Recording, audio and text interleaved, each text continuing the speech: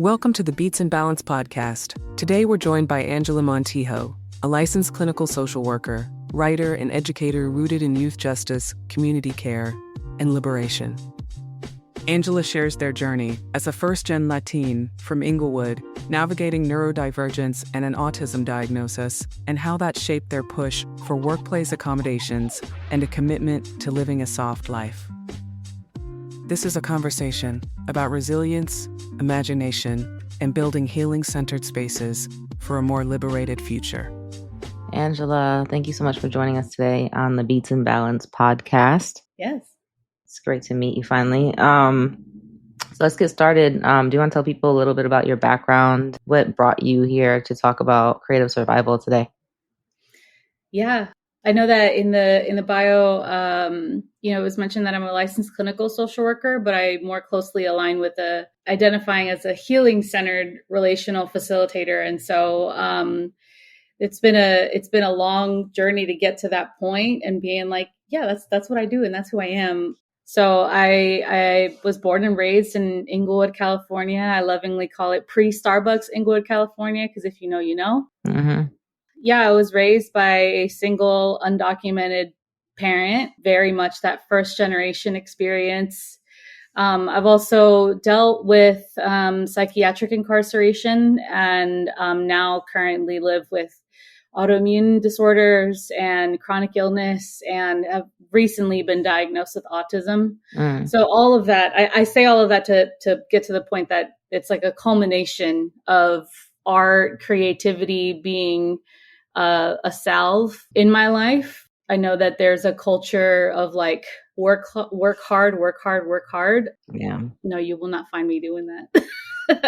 It's Right. a hard pass for me. So I'm trying to live a life of ease and of softness. And I firmly believe that art and creativity is a conduit for that. So yeah, I'll say that. Very cool. So through your own like kind of lived experience, figuring out what has worked for you has kind of like led into your professional work as well and your healing Right. work. Very cool. I used to live in LA briefly, and I worked in Inglewood. Do you know J Spot, the comedy club? Yes. Yeah, I used to bartend there. Saturday Wow. nights, it turns into a male strip club. It was a whole... The world is so small. Oh my God. Yep. Yep. Shout out to J Spot Comedy in Inglewood, California. Yeah, man. Small world. I love Inglewood. This was back in like 2016, 17. So I don't even know how much it's changed just since then.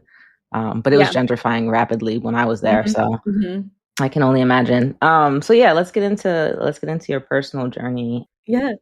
Let's talk a little bit. You've said, you've dealt with recently becoming diagnosed with autism, which is a challenge. It's really hard to get diagnosed. And just because you're recently diagnosed, obviously, like that's something that you've been living with your whole life. So that in and of itself comes with like a bunch of struggles when it comes to like, one, like figuring out all the ways that you've kind of like been masking your whole life, and then like kind of unlearning all of those things to get to the root of why it is that you do the things that you do and why it might be harder than what it actually needs to be. Yeah. I don't have a formal diagnosis, but I know that I'm neurodivergent as hell. And so like I've had to do this work myself. Yeah. I have CPTSD, which like affects your brain in similar ways. So I've done similar work. So I know from experience that is a struggle. So how do you manage figuring out like personal diagnosis for yourself while still doing kind of healing work for other people, avoiding burnout for yourself, and still like trying to manage to live like a soft life, like you said?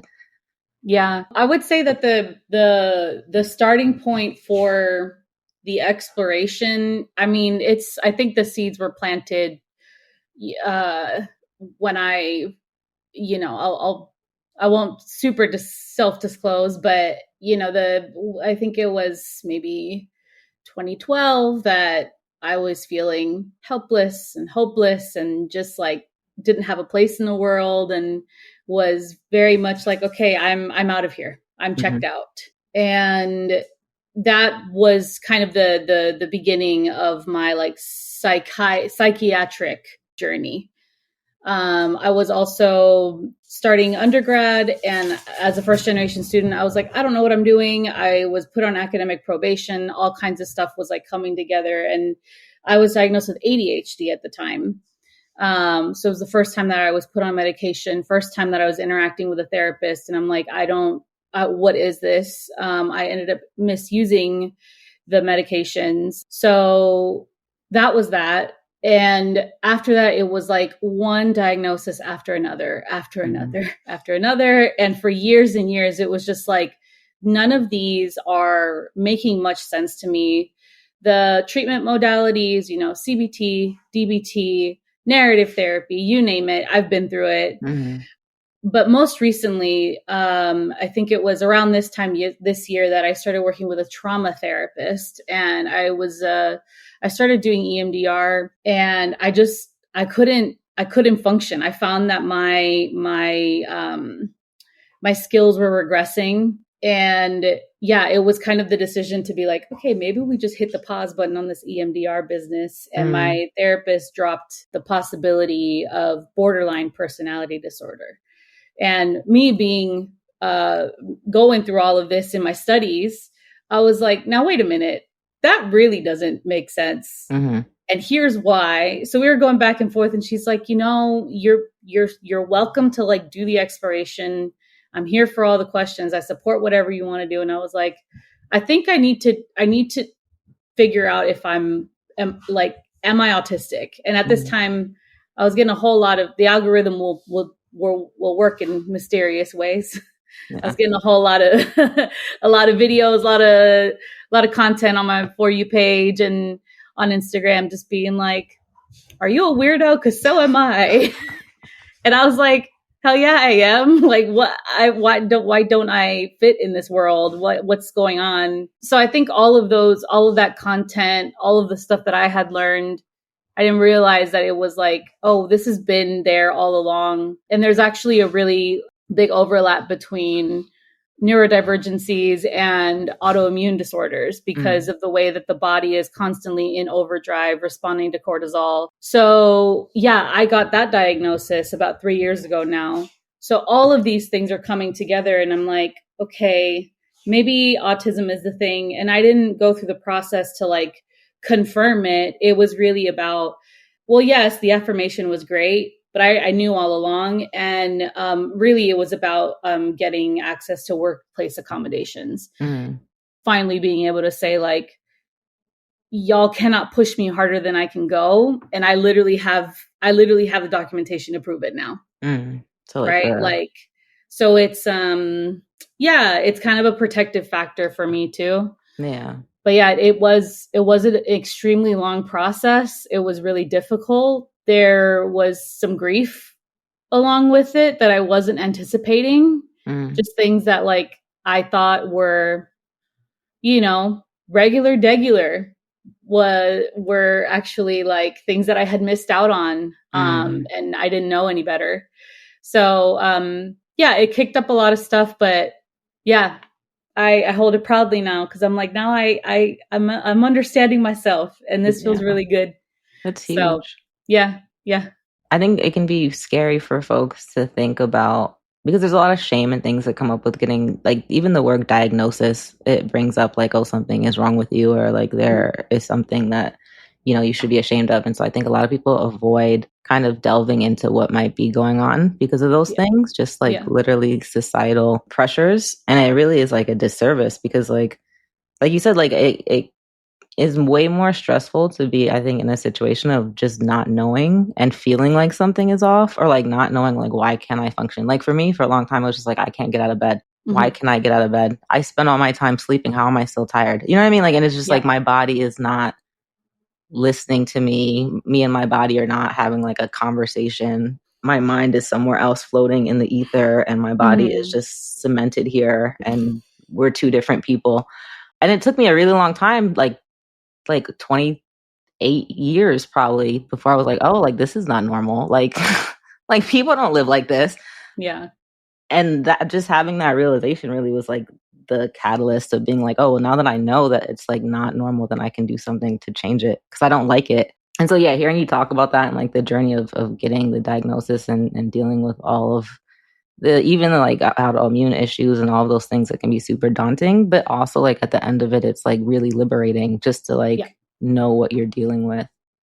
Yeah. So like, yeah, kudos to you. I think that's super brave. Thank you. How does it feel now to like be on the other side of the tunnel now that you like have these resources and you're able to kind of advocate for yourself? Have you noticed like a marked improvement in like your day-to-day life? Absolutely. I didn't think that I would live past, at the time, I didn't think that I would live past 21. Mm-hmm. Then I didn't think I would live past 24. Mm-hmm. Then after that, I didn't think I would live past 27. And, so it's fascinating, and it feels like such a blessing to be on the other side and be like, I'm glad neither of those times worked. Mm-hmm. I'm glad that I, like for whatever reason, I'll never know, but I'm glad to be on the other side of it and be like, I know myself better than I ever have before. And there's still so much to learn, be an example for others too.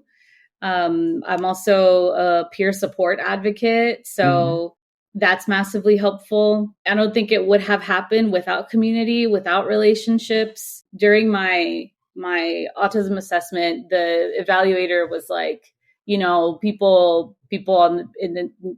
under the neurodivergent umbrella, they get diagnosed with the entire alphabet of the DSM before everything else, and it's just a damn shame, Especially women of color. Yeah, exactly. Yeah. And so I'm over here wondering, like, why is it that I can't keep a job? Why is it that like I'm losing relationships left and right? Like, what is wrong with me? And now it's the reframe of like, no, I need to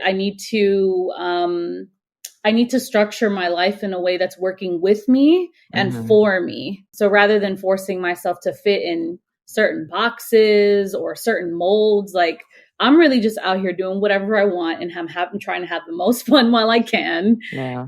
Another thing that like has been such a blessing is learning about emergent strategy and like human design. So learning about frameworks that go beyond pathology, right? Like, especially like in the social work bubble, there's like so much emphasis on like clinical practice and expertise. Like the clinician knows you better than you know yourself. And that's just not how I function. So much, I can't help but feel like my mere existence like goes against the things that I've like been taught, So it feels good to just be like, okay, here I am. We wake up the next day, we keep it going. Yeah, I think it's super revolutionary. It's like breaking out of kind of like, because like social work is kind of like a colonial structure, I would say. Like it was started, as an offshoot of the police, which I think a lot of people don't really realize. But so yeah, when you have like kind of that formal upbringing and education, and then you kind of have these like epiphanies in your own life that kind of goes against everything you were taught or told.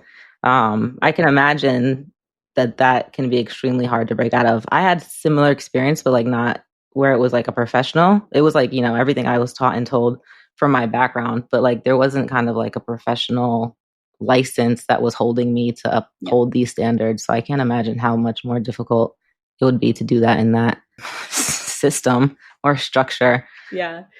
How have you been able to like kind of make it work for you where you're able to still do what you want to do, but kind of live authentically? And also like you talked about like even in your own life, kind of like breaking out of like the 9-to-5 kind of grinding structure that we're taught that like you need to be productive for this many hours at these exact times. And if you're not able to do that, then like something is wrong with you. Yeah. I think a lot of us are realizing like, no, that's stupid. Like who wants to live like that one? But we all have our own kind of rhythms and cycles that we need to honor. So how has that worked out for you? So before my current role, I was a school social worker, and I've been working with youth since like, I think my earliest youth development job was like in 2011. So a while. So I mean, just kids just make sense to me. And I really am very interested and invested in the intersection between like education and mental health, right? Like, so I've been working in schools for a long while. I ended up leaving my school social work job because of I was diagnosed with lupus. So yeah, my rheumatologist at one point, I was like just taking a whole lot of steroids just to make it to the end of the day. And like, it was affecting my blood levels, all this stuff. And my rheumatologist ended up asking me like, how do you feel about your work? You know, she's like, you have to understand that like stress is going to exacerbate your symptoms. And like, have you taken the time to inventory the stress factors in your life? And I'm like, don't talk to me like that. That's insulting, first of all. No. Don't do that. No, but no, in all seriousness, it really was like, oh damn, my work is a major source of stress. Every time that I was rolling up at that school, I was like, I don't want to go in there. And my stomach isn't nuts and my head aches all of a sudden. And I hadn't noticed these patterns, or at least like not consciously, right? Like it was always there, but I don't think that I was aware of them. So yeah, I ended up leaving that. And then I went into a nonprofit, and I mean, that's a whole nother ball game, but I really, I'm really so grateful that they are understanding of my conditions. They're really accommodating, and the best accommodation is that I have unlimited paid time off. Oh, nice. So that is something that like really should be the standard. And I hate that it's the exception. But something like that, I'm able to show up when I have the energy and I can like flow, and it feels really great. And I'm not expected to overperform because I still get the work done. It's just on my own time, right? Yeah. Like, so that feels like a massive blessing. And I truly wish like everyone could benefit from it, because it's been life-changing. Yeah.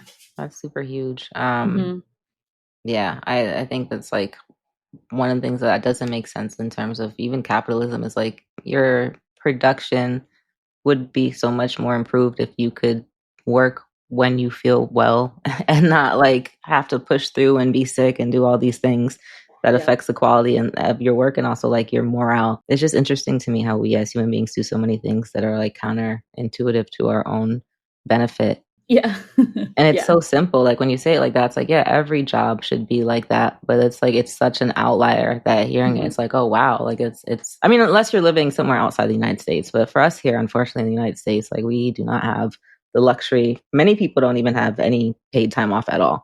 No. And so like, yeah, just hearing you say that, it's like, damn, like that should be the norm for everyone. How do we get there when it seems like we're going straight backwards in every sense of the word?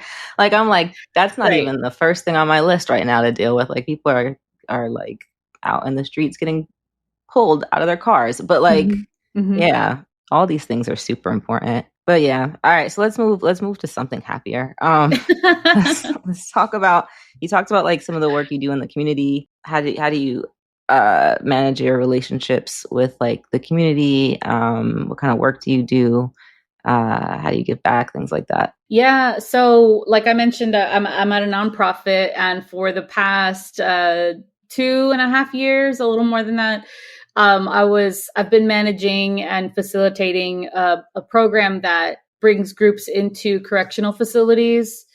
So I went from school social work to working with youth that are incarcerated, and people are like, "Isn't that worse?" And I'm like, "I don't think so." Just because of like the culture of the nonprofit itself. The conditions though are something else, right? Like that's beyond me. But the point being that you know, my work is about relationships. I believe that things are going to happen or simply not happen via a relationship, right? So that's massively important to me. Yeah. So when I'm facilitating groups, I'm well aware that these are youth that seldom get to make a decision in their life, in their day to day. So I'm like trying to give that back as much as possible, like trying to allow them to make choices and have agency, even if it's for the 1 hour that we're together. I'm like, I really don't care what's coming out of your mouth. I really don't care how you sit. I don't care where you sit. Right. So, and I know that it maybe seems so small, so minuscule, but it lends itself to like the comfortability of the space. Mm-hmm. I also let them know that I am not a perfect being, and I'm going to get things wrong sometimes, and I need them to tell me about it. So that's super important. As far as like community, more broadly, I also know that I cannot accomplish things on my own and in isolation. Like, we need each other. Mm-hmm. Where things get a little frustrating is like, because I'm very, very much rooted in emergent strategy and abolition. I know that the powers that be are not going to save us. We are going to save us, right? Mm-hmm. So it's up to us to get creative, to tap into the skills, the assets that we already inherently come with, rather than being like, okay, well, let's wait around for some change to happen, because the trajectory is there. The writing is on the walls. Yeah. It's important to just like tap into the collaboration, and honestly just spend time with people, like outside of work, beyond work. Most of the time I'm like going to coalition meetings and I'm like, I just want to get to know you for you. Like, what is your humanity? Who are you beyond like being an organizer? Mm-hmm. Who are you but beyond a coordinator? That's really important to me. Yeah. One of them, the principles of emergent strategy is move like water. And the point being that water will always find a way. Water will take the path of least resistance. And so for me, that means that when I find a relationship or make a connection that feels easy and flowing and effortless, I'm going to pour my energy into that one. And let's see where it takes me, right? Let's see what other paths reveal themselves. And that's really like where it's at. I don't spend my time or my energy trying to convince people who don't necessarily see eye to eye with me, because I'm like, I'm not going to be the one to convince you, right? Like, if we're values aligned, we're going to find a way to work together. And I put my faith in that. Yeah, it's like working smarter, not harder, going against the grain. For people that don't know, Emergent Strategy is by Adrienne Marie Brown. Yes. It's definitely a good book to check out. Yeah, I think that's super important. I think what you mentioned about community building outside of like roles and masks is extra important. I think a lot of people can get caught up in like the sceney part of activism or like Instagram activism. The real community building is like building community, like making friends, knowing who your neighbor is, knowing who the homeless guy down the street is, like being involved in people's lives in a kind of real and meaningful way. Yeah. So yeah, I think that's a super important thing to plug and to make sure that you're doing for anybody out there that is trying to get involved in your community. It really is as simple as like going and introducing yourself to your next door neighbor, which a lot of people don't realize. So yeah, I think that's really cool. Let's see, what's a dream or something that you're exploring now that's not tied to your career or to organizing, just like moving out of this realm that we're in right now that seems kind of hopeless? Like, if you could just dream of like what your future is, what would it look like? Yeah, I have been I've been throwing around the idea of like maybe taking an improv class. I know that like improv is like kind of extremely goofy, but that's what I love about it. I'm getting quite fed up. I'll be so honest. I'm getting quite fed up with like really serious, like intense, doomy, gloomy, heady conversations. I've gotten the feedback that I am able to like have those conversations, but like with some levity. And I think I'm just craving a lot more of that levity. I'm thinking I've also been really into stand up and just comedy, especially lately. Cool. Josh Johnson is the guy. Like, he is just so funny, and I love his ability to tell a story and like hold an audience. And he's like not trying that hard. Nope. I'm a big fan of Caleb Heron. Like, these are people who are speaking truth, but like are doing it in a way that's like, we're going to deliver it in a funny, right? Like, and I love that so much. And I also, something about improv, I'm like, I just want to get out of my head. I want to just like be thrown into something that I'm not familiar with. And I know it's like that's going to inherently go against like my autism. And I'm like, I want structure and I want predictability. But yeah, I think there's something to like being goofy and silly and playful that I haven't gotten the chance to explore. Yeah, that's, I think I've been throwing it around. I've just been kind of sitting on it because I'm like, I don't know where to go around here. So I got to ask the questions. But you're in LA. Yeah. There's a bunch of places. Oh, I'm in Austin right now. Oh, you're in Austin. Oh, okay. Yeah. I don't know Austin. I'm sure there's places in Austin too. I was like, I could list you some places in LA. I don't know anywhere in Austin, but I'm sure they're out there. Yeah. I think that's a great idea, though. I think I've had that idea before. I didn't do it. This was years ago when I was like struggling with really bad like social anxiety, and I was like, what's something that would like shock my system? And I was like, oh, maybe I should sign up for improv. I think I read that I think it was Bruce Willis or like Harrison Ford, somebody like famous actor signed up for an improv class like later in life. And then became like a very famous, I think it was Harrison Ford. Don't quote me on that. But if it's calling you, there might be a reason. Yeah. And I think that's super like inner child healing, like the just being able to play and get out of yourself and move on instinct. I think is super healing. I think that's very much what it is for me. Like I didn't grow up like being able to play. Like play was not a thing. I had to grow up like extremely, basically immediately fast. And so it's been really interesting to have worked with youth for so long. I think that has really kept me like grounded in like, yeah, I just have to stay quote unquote youthful. But what does that mean like for my actual body and soul is where like that question, that curiosity comes from. Yeah. No, I think that makes perfect sense. To me, like in my healing journey, it's very much been a regression in some ways in terms of like I'm going back to my younger child self who was like the authentic me. And now I look around and I'm like doing everything that I thought that I could never do as an adult. All the things that I wanted to do as a kid that I like talked myself out of and was like, no, these aren't real jobs. And the healing, all of the extensive healing work brought me right back to the silly shit that I thought I couldn't do, and here I am doing it. So I think that's the goal, honestly. Kind of like deprogramming yourself of all the backwards things you kind of were conditioned with as you grew older, and realizing that you really did have all the wisdom back in the day as a kid. Like your soul knew what you were here to do. And it's kind of just about like remembering what that is. And I think that's the reason why you probably work with kids, for so long. I feel like, you always end up with, whether you realize it or not, like doing what you're supposed to be doing in some kind of way.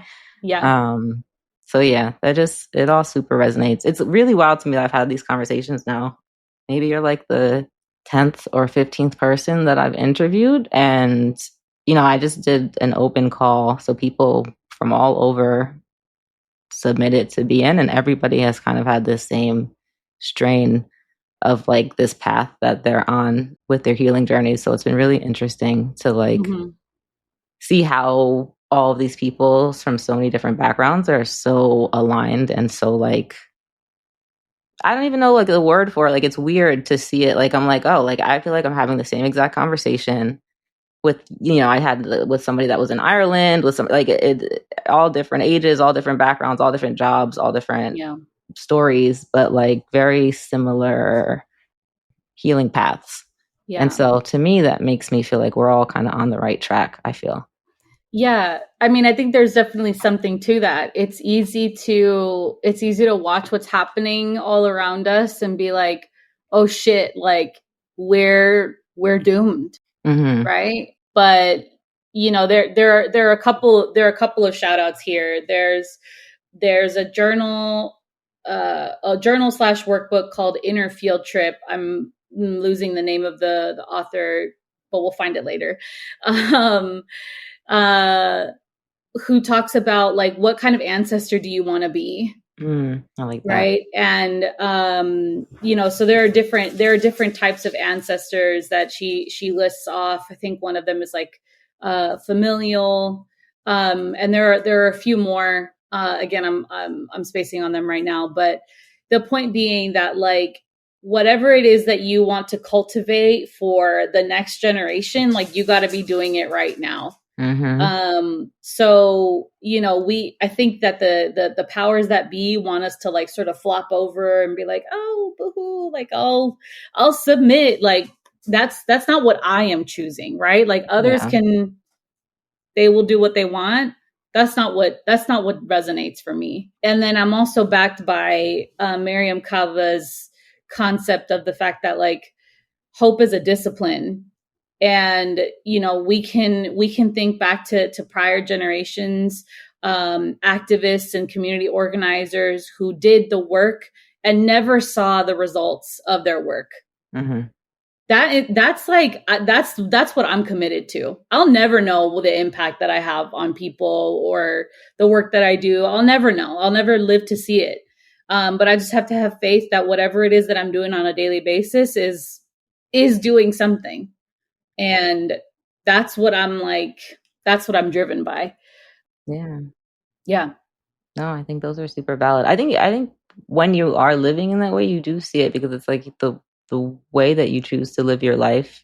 And I think that some people, and maybe I sound crazy, but the way that I've come to figure it out is that like, if you want to step out of the doom and gloom and the constant cycle of depression that this world forces upon you, you really do have to take it upon yourself to live your life how you want to live it and treat people how you want to be treated, and echo out in every way around you the world that you see that you want to live in. And that is how you create it.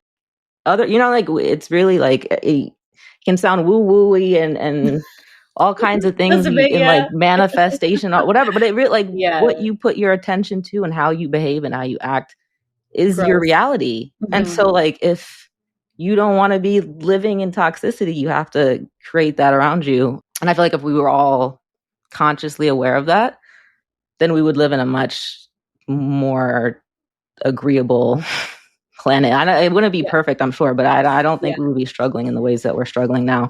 Right. And it is really just that simple.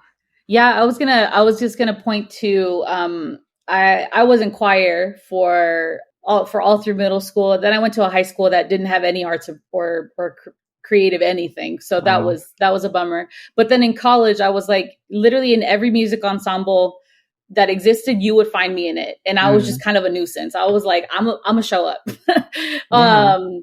But the point is, I mentioned choir because, when you're in an ensemble like that, you are not like, the individual is not the one shining, unless of course they have a solo, but the whole point is to be working in collaboration, in unison with others. So once I'm out of breath, I need to make sure that I'm paying attention to the people beside me to make sure that I'm taking my breath when they're continuing and they're taking their breaths when I'm continuing. Right. And we're trading off and we're collaboratively moving in one direction. So I take influence from that too, of like being in a choir and having that experience of like, we're bringing something together, we're creating something together, but we're not all overextending and doing the most. Yeah. Because that's not creating how choir harmony. works. Like literally harmony is in music terms and in real life. Same concept, which I love a music analogy. I think that's great. I always look at things in like wavelengths and sound waves, and I think everything is all connected in those ways. And it's true, like if you can understand the concept of singing in a choir, then you can understand the concept of world peace. Like it's really not any different. That's how you build community. That's how you do all the things. And I think it really is a matter of like orienting our minds into just thinking, that like, I think that people get caught up in thinking that like, in order to change the world, major, massive things have to happen. And I'm just one person. And so it's too much and I can't do it. But if you can really conceptualize that changing the world really is about your individual action as a person, like each individual person just needs to change their behavior ever so slightly, and the whole world would shift. I think when people have that perspective, it becomes a lot easier to be like, oh no, like I can do something. Like all I have to do is like not be an asshole. And like, that's it. I've done my part. It's really And this that is why simple. I'm constantly running my mouth about emergent strategy, because another one of the principles is small is all, small is good, right? And so when we think about everything that's happening around us, white supremacy, cough, cough, right? Like that didn't just pop up out of nowhere. That happened between a conversation, just like you and I are having. Two people got together and were like, hey, this is what I've been thinking. This is what I would love to see in the world. And the other person is like, I agree with that. I'm assuming, right? I'm assuming. I agree with that. Let's do it. I'm going to go talk to my buddy over here. You go talk to your buddy over there. Let's see if they agree. Now we got 4. Now we got 8. Now we got, right? And we're exponentially growing in all of that. So the systems didn't just come up out of nowhere. And because they didn't just come up out of nowhere, we cannot deny the power and the potency of individual microscopic interactions. Oh, of course. Right? Like, again, small is all, small is good. Everything that is large is made up of the small. Yeah, 100%. I think that is the power, right? That's why they spend so much money in keeping people distracted and having you work all the time and having you scroll all the time and keeping people divided. Like racism and all of those things benefit nobody but rich people. Yeah. Everything is a matter of keeping people controlled and not talking to each other and keeping people divided. Because once you realize that we all have the same common interests and everything would benefit each other the same way, there's nothing to fight about. But if you're not fighting, then you realize, oh, I don't need to be working like this for this person. And then the person that's benefiting from your labor is out. And so I think like once people also realize that, like you're being conned, like all of this is all just a giant con to extract your labor. I wake up, like your life could be so much better. And it is so simple. Go touch some grass. Yeah. Like step outside of the matrix. Just take a breath outside and you breathe and I trust you. Your life will be so much improved. But I think we're getting there. I have faith that people little by little, and it might take some wild disruption and destruction. I think that's what we're going through now. All this chaos feels like kind of a great awakening where it's like I feel like the universe, like, and I think this is an emergent strategy as well. I read that book when it first came out, so I don't know it verbatim, but I do know the theory.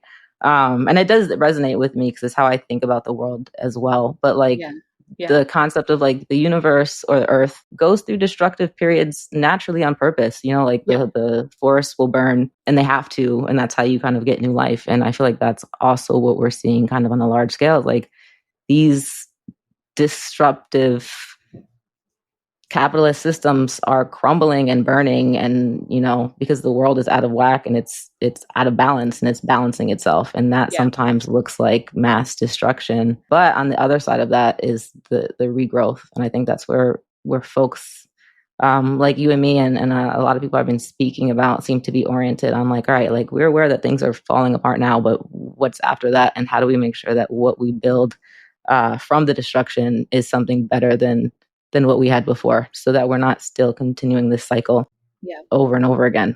I guess all that is to say, I feel hopeful in the midst of much despair. Talking to folks like you, it feels good to feel like, all right, like I'm not crazy. There are other people out here having these same kind of experiences and putting in the work to like figure themselves out, because I really do feel like the revolution is individual. It's going to happen one by one as we all have our like own epiphanies and break out of our own kind of mental slavery, as Bob Marley would say.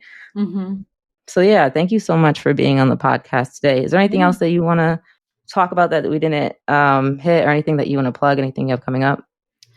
I'm always running my mouth on Instagram. I'm always running my mouth.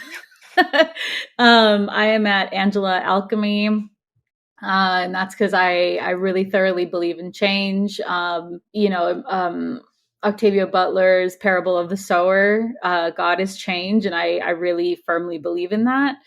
And not on some like overly religious shit. Like if you know, you know, right? Yeah, so there's that. So I'm always running my mouth, and I'm trying to lean more into like long format content. Cause I also like to write essays. That tends to be my creative outlet. My mind, as you can imagine, is very busy, and I need to get that out somewhere. So it's not that I'm hoping to monetize it. It literally truly is just like an outlet. And I hope that people take something from it, because I have been, if you can see in the background, I've got many, many books, and books have truly saved my life. So I hope to contribute to that someday. Yeah. Yeah, I don't have any plugs. I exist out here, and just know that you're not alone. Appreciate you. And definitely wishing you much success in all your writing, and your future book to come. Let us know when that comes out, because I feel like you've just put it out in the universe. So now it's got to happen. All right, y'all. Thank you so much for tuning in. We'll be back next week.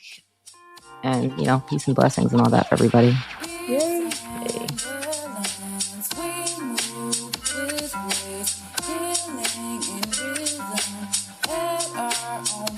Our vibes stay sacred, our roots run deep.